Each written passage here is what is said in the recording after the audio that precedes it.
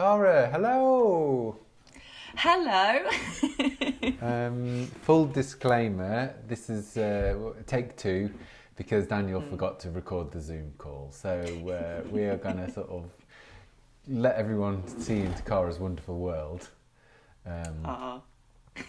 Because we thought the sound wouldn't be very good on its own. So thank you so much, Cara, for agreeing to do this. And you're doubly nice for agreeing to do it twice. So I know. How lucky are we? What fun. It's weird to think of that old... How are you finding lockdown up in Newcastle?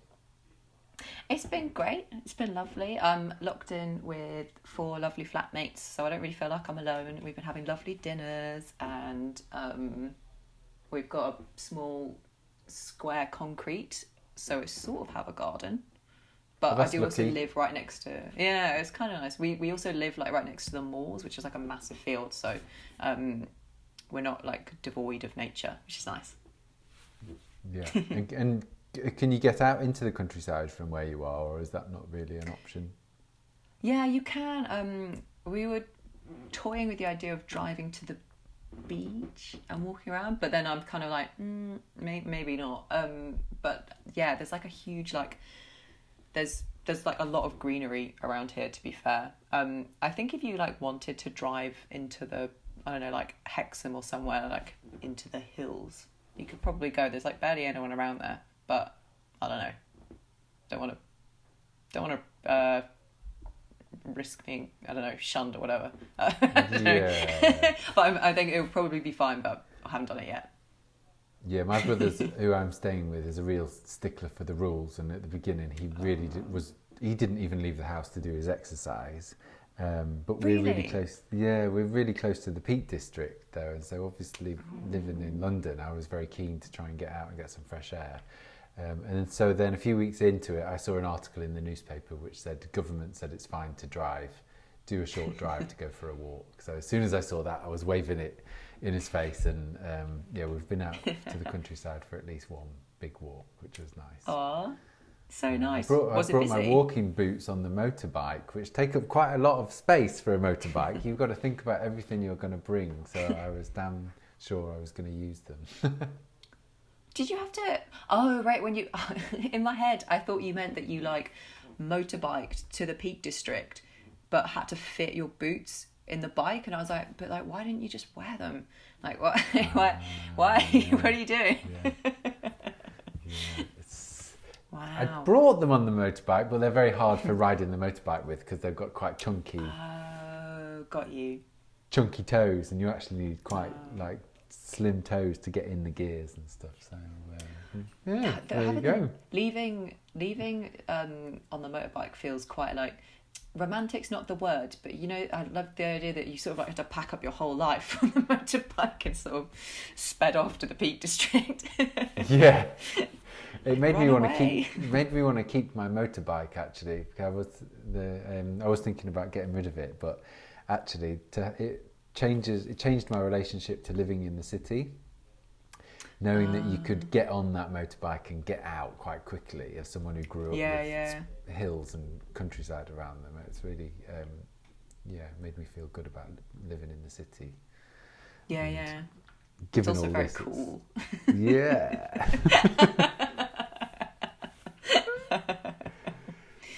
So have you been going to your studio or working at home? That's a bit of a debate in the artistic community, isn't it? Oh yeah, so my studio's shut for the time being. Don't know if they're going to reopen. But my flatmate is open actually, so it's kind of, it's hit and miss here. But it hasn't been a problem for me because I'm doing all virtual work from now.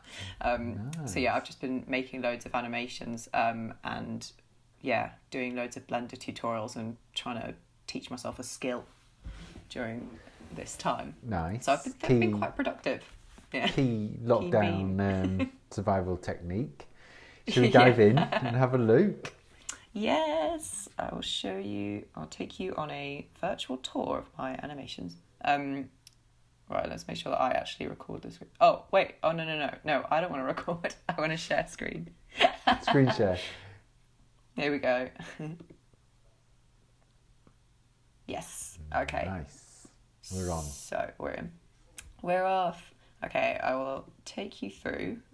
Oh shit, I should have undone all my changes. So this is the Blender Amazing. character I have been working on. I'm just going to undo all those bones that I bent last time. Ta-da! This is cool. a character. I'll just go on render mode so you can see. I've been learning how to use like bones and armatures in Blender so that you can like animate characters. So this is a character based on Battersea Power Plant, which where was I going with that? Oh yeah, so I'm still looking into hauntology, and I've been thinking about like haunted future images. So Battersea Power Plant has this kind of trail of sort of architectural models that never got realised. So sort of shiny future renderings, future images, but of things that don't yet exist or will never exist. So they're kind of like ghostly future images. So this one is I based this character on a design by, I think his name is Terry Farrell, and he was going to turn the whole thing into a park, like a public park for everyone. But now Battersea Power Plant has been bought by Malaysian, I think we decided, a Malaysian development company. And they are turning it into like luxury apartments and offices, which is really boring and not for everyone. So this is a ghost of a park that we could have had. Yes. So nice. And I think I actually found the original source material for it as opposed to last time. Oh yeah, these are examples of, they were going to turn it into a stadium at one point. Yeah. Like there have literally been so many plans for this thing, and they all kind of, that was sort of why it's kind of relevant to this time period. It's I've been thinking about these sort of future images as a time of uncertain futures. So like the last time, one of the times that the development for this place changed hands was after the financial crisis, because the company ran out of money. So again, it's kind of that thing where all the construction has been halted again, and it's just that, I don't know, sort of all of these like future images are kind of hanging in the balance again. Where's the park? Oh yeah, so that was the concept design for the park, which would have been great. Yeah. So were these before the financial crisis, these drawings, or were they afterwards? I actually don't know the timescale. Like I don't know when. I'm not sure when was this planned. I'm sure. I mean, a quick Google search. Yeah. Maybe I should have had that. I had that off the bat. I'm sure I've got it somewhere. Yeah, I don't know actually. I mean, this has been going on for years. I mean, I think they've been developing this place for like. It must be like 10 plus years that they've been doing it up. Maybe even 20 years. In fact, yeah, didn't it change hands in the 80s or something? Oh, this is good. So one of the plans for it was like ages ago, and they were going to turn it into a theme park. Wow, I think I remember hearing about that. Yeah. Yeah, this place, this guy like designed this whole massive thing for it, and it was like gonna have like roller coasters and like loads of weird, like an ice rink, like all this crazy stuff, like wow. But no more. But yeah, he had like really detailed plans for it as well. What a shame. Oh well. Can you imagine how long it took to design that? I know, literally. Some of the images for it are so funny as well. Yeah, but yeah, so there's been so many plans for Battersea Power Plant that have never happened. So talk us through this then. Is it made up of some found elements, or you've built this whole thing from scratch? So this one, I've built everything in this. Hang on, let's see if I can go on. It looks a bit blocky here because there's this thing called subdivision surface, so you can build. It's actually surprisingly easy. So for the mask, for example, you can build using sort of squares, so that it's like quite easy to model. And then I see. Oh, that's my way. You can use this thing called subdivision surface, which turns it into a smooth object. Okay. Lovely smooth thing, but it takes up more memory to do that. I think I can show you the. Is that it? Oh yeah, and there's I did a test render, so that's what it looks like at the moment. It's not quite finished because the writing the lighting is off, and its hair is a bit springy. But yes, the finished thing. And how long did you spend doing that, Cara? That's amazing. How long did this take me? It's weird because it's hard to. I always do this. It's hard to clock up the hours because I do just spend ages doing this stuff. They just disappear. Yeah, the hours just go by. Also, time has been moving at a very weird pace in lockdown because like I think I spent 3 days on this, but I actually don't know because like someone said that apparently Boris Johnson got corona like a month ago, and I'm like, what? No, he didn't. He got it like a week ago. Like, what is time right now? Like, this isn't possible. Have we actually been in lockdown for like over a month now? Like, how has that happened? Yeah. But yeah, I think 3 days. I think. I don't know. Losing. So you've kind of built like a skeleton inside this thing, and then you can like pivot it and tell it how to move. Yeah, shall I show you? Shall I do a little example? So this is using an armature. So all of the kind of modelled bits. In fact, I can go on X-ray mode to show you. So this is the armature. When you click on it, you can... Let's go on X-ray so you can see. Oh, okay. So you build like a... Yeah, so you can like see all the bones like this. So you build a structure, and then you can, in pose mode, you can like grab a bone and then rotate it. And you assign... parts of the mesh of the body to the bone so it knows what's moving and what's not. So this is the pillar. So funny. When you first, it takes ages to get all the bones like allocated to the right places because like when you first do it, it just like completely messes up. So many. I think also because it's a weird bone structure. I think normally you do like humans or animals. This is like a... I see, yeah. And there's no model for like walking Battersea Power Station Park. Yeah, exactly. It felt quite weird. I felt sort of like a weird like kind of like sort of what's the word? Not God complex, but like I was like, oh, like isn't it weird that I'm like designing the skeleton for this thing that I've created? Like it's weird, sort of like trying to come up with a skeleton. Although I guess you do that with actual sculptures as well, like building an armature for it. I don't know, it feels weird though, doesn't it? I'm like, oh, I can see its interior. And that's to do with the scale maybe as well. I always feel that architects must feel a little bit like playing God. Yeah, because they're really manipulating space for people, aren't they? You know, Yeah. Oh yeah, like trying to get people to walk certain ways. Yeah, exactly. Yeah. Well, it's so cool to see the skeleton underneath. Yeah, it's quite fun, isn't it? It's weird seeing it. I wanna like, oh, what other fun things can I show on this? Oh, whoa, didn't mean to do that. What else could I show? Oh, I can show you how you animate the face as well. That's quite fun. So you can. Oh, it's quite so. Yeah, so there's material mode. So I've been learning how to use shape keys as well. So if you want to make the eyes go, you add a key, and then you can add a different key, and then change the mesh. And that actually, I think there's probably no point explaining because it's sort of like, so when you shift between, you can make the eyes move and stuff. Ta-da! And I can do the mouth as well. This I had a lot of fun doing. Oh my god.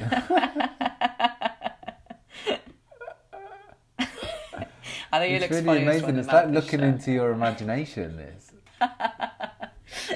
It's funny because the thing is, this what it feels like inside your head? Do you know? It's like, I mean, sort of, but also there's it's such a it's also so outside of you because it's kind of so much of it is process based, like because you've got to use that you're relying on this program to make something, and like there are like so many different parameters. And like things that I don't know how to do, and that I guess you're learning how to do. So it's funny. So it feels like this could have come straight out of my brain, but then like it's come straight out of my brain, but like through this really long, convoluted like sequence of me sort of building up various bits of it. I have had like loads it's like of fun what we making spoke this about on the podcast, isn't it? Where I asked you if you had unlimited budget, what would you be spending your time doing? And that Oh, is, yeah. you know, would you get someone else to model this for you, or is part of the process of making it, is that part of the joy and discovery as well? Oh yeah, we did say that, and I think I would have said, yeah, I definitely like doing it myself. I think I definitely prefer just making the stuff, but also it's because I think that it happens as you do it, doesn't it? I don't think I would have really designed this and said to somebody else, build it, because so much of the thought process comes when you're actually building it. So I like model a tree and be like, oh, that looks great. I'm going to do more of that. In fact, I wonder if I've got, I drew, the only plan I had for this was like on a post-it note that I had somewhere. Yeah, I was like, oh, I should really be working from something. Like maybe I'll just like, where's all my post-it notes? I actually think I've lost the original. Oh, it was really good as well. It was literally just like, it's like the shittiest drawing ever. Nah, I think it's gone. I think I wrote a shopping list on it. Yeah, it's gone.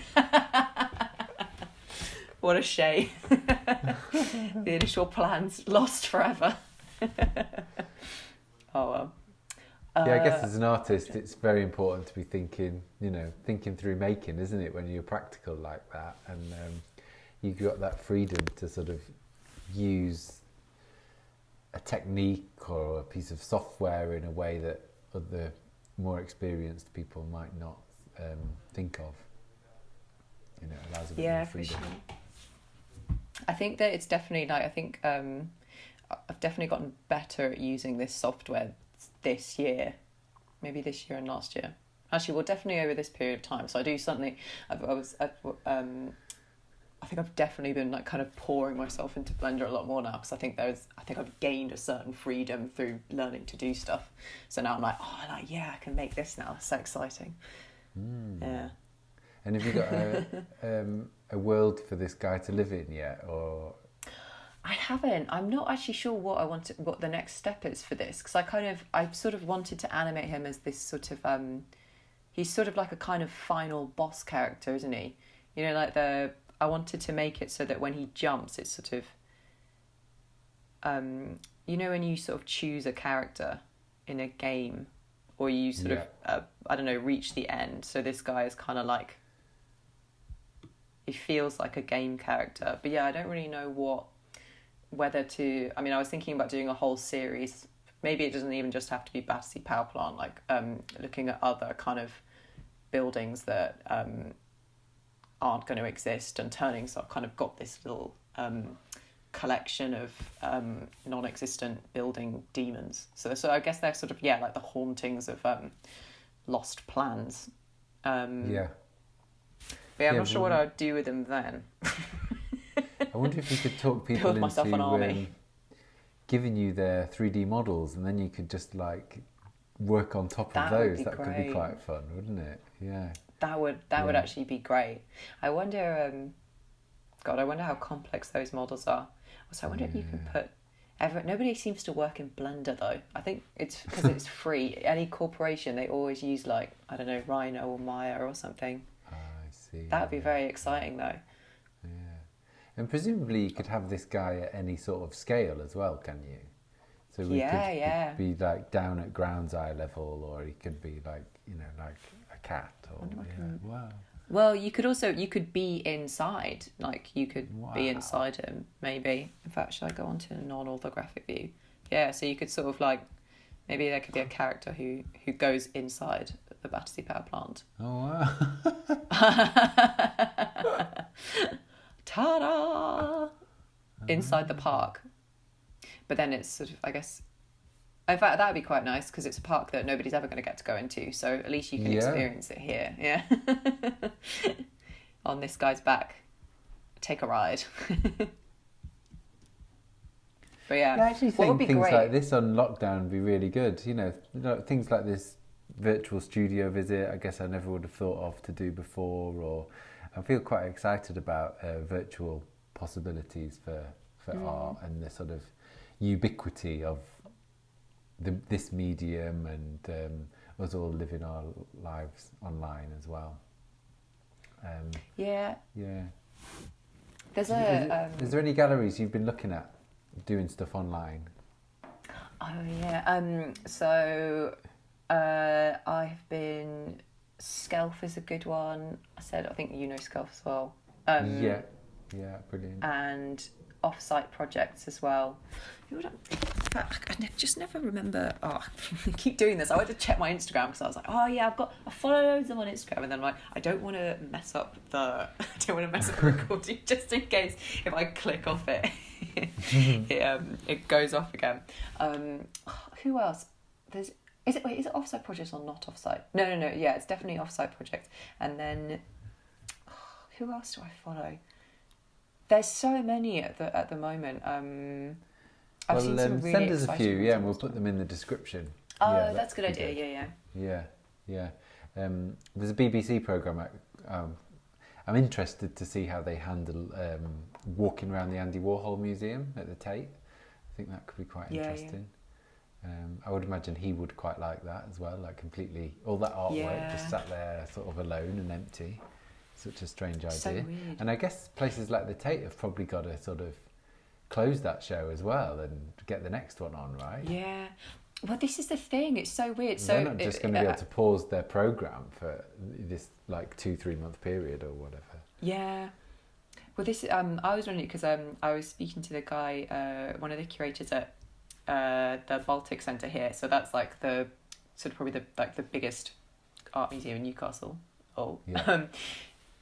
But it's like they've got the same thing where it's kind of like they've obviously got the show up. They had the opening like I think it was like the day before we went on lockdown. So literally the entire period of the lockdown, it's just like locked up. In fact, this is obviously like small scale, but like I've got work at Baltic 39 right now, so that's obviously been shut down.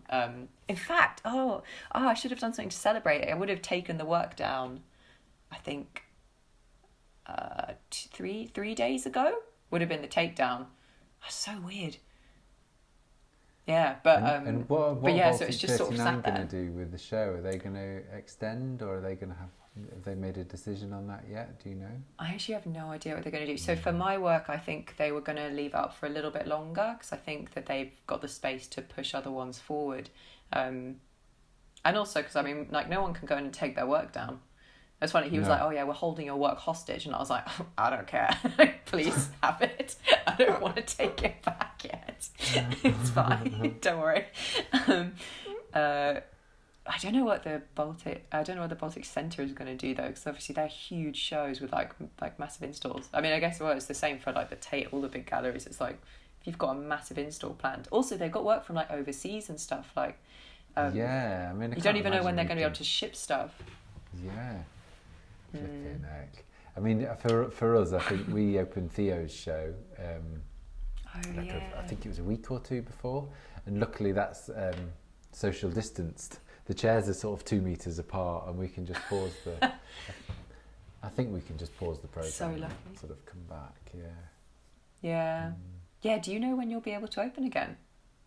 No idea. Oh. Yeah, I mean, some people. Yeah, no, you just. So you can only act on the information you've got. It's a very strange one. Business is going to be so different, you know, because hairdressing, you're obviously very close to people. It's like you've got to prepare for everything, but you know nothing. Well, that's so weird. Are we going to have to wear masks? Are we going to be able to take walk-ins? You know, can we have more than one person in at a time? I mean, that's a conversation for another time, but yeah, it's a lot to think about. But this is why I want to chat to you and all you lovely artists and have a look inside your lovely brains and see how you're spending the time. So yeah, it's really great to see this fella. You know what? I suppose what would be next? I should learn to model hair, and then you can give it a virtual haircut. Yeah. In fact, sorry, really quickly, that is a thing in Blender. I don't know how to do it yet, but when you model 3D hair, you use this thing called like a particle simulator. So you simulate all the hair particles, and then you genuinely style it. Like, I think there's like, you have to use like a comb tool and stuff, like, but it's like a virtual styling. because you can't just like model the heritage. Oh, we need to talk about that some more. Definitely. Yeah. I need to learn. I need to learn. List of things to learn. Yeah, I'm very interested in that. Yeah. And is there any more animation you've been working on? I got the feeling there might be one more. Yes, I've got a slight suspicion. I've been working on this series of like very cartoony virtual birds and plants, sort of about making a kind of lovely virtual outdoor experience when you can't go outside. So it's kind of ta-da! Wow, so nice. Going a bit jerky. So again, this is like my forays into armatures. So how was this one made then? This is on Premiere Pro, which I thought was video editing. It is. So this is Blender again. In fact, I'm conscious that I'm like dragging out the time, but the Blender file for this is actually really fun. So I wonder if I can open that up. Let's not save that. Quit. Just really quickly. Oh no, those are. Oh, I need to. I did a massive organisation of my works, like desktop, when this all happened, and I can't for the life of me like remember where I've put everything. Was it that? I just have so many files. Here we go. Actually, I think it's this. Oh no. Those are the active transport box. This is it.